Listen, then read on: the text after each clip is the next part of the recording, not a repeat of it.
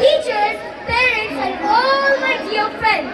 My name is Sarkar Swapnil Shivaji. First of all, I wish you all a very happy Independence Day. I feel great pride to present this speech in front of you. This day is the most important day for all of us because on this day in 1947, we got independence from the British rule. As we gather here to celebrate the 79th anniversary of our nation's independence, we will also honor the sacrifices of our forefathers who fought tirelessly for the nation's independence. Our great freedom fighters like Mahatma Gandhi, Pandit Nehru, Lokmanya Tilak, Lala Lajpat Rai, Bhagat Singh, Rani Lakshmibai, Subhash Chandra Bose and many others devoted their entire life for the nation's independence. Today, on the occasion of Independence Day, we pay tribute to them. Mahatma Gandhi said, "My life is my message."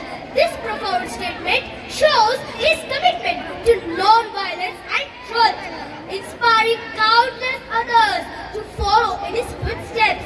Netaji's famous words, "You give me blood and I will give you freedom," demonstrates his willingness to sacrifice everything for the nation's independence. How can we forget about Bhagat Singh's famous slogan, "Inqilab Zindabad," which reminds us of his great courage and sacrifice. Today, on Independence Day, we take a pledge to strengthen our country's unity and integrity. Swami Vivekananda said, "Arise, awake and stop not until the goal is reached."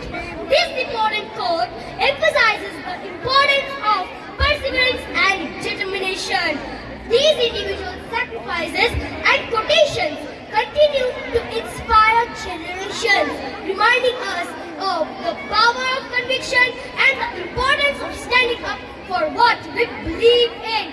Today, we are having freedom and we are enjoying civil rights just because of the sacrifices. Now it is time to strengthen our country. It is possible if we come together. All Indians, irrespective of caste and religion, should live with unity and strive for the development of our country. Patriotism is something that comes from the heart.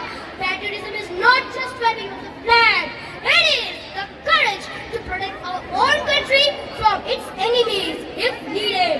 So, those who deny freedom to others deserve it not for themselves. We are not Indians because we live in India. We are Indians because India lives in us.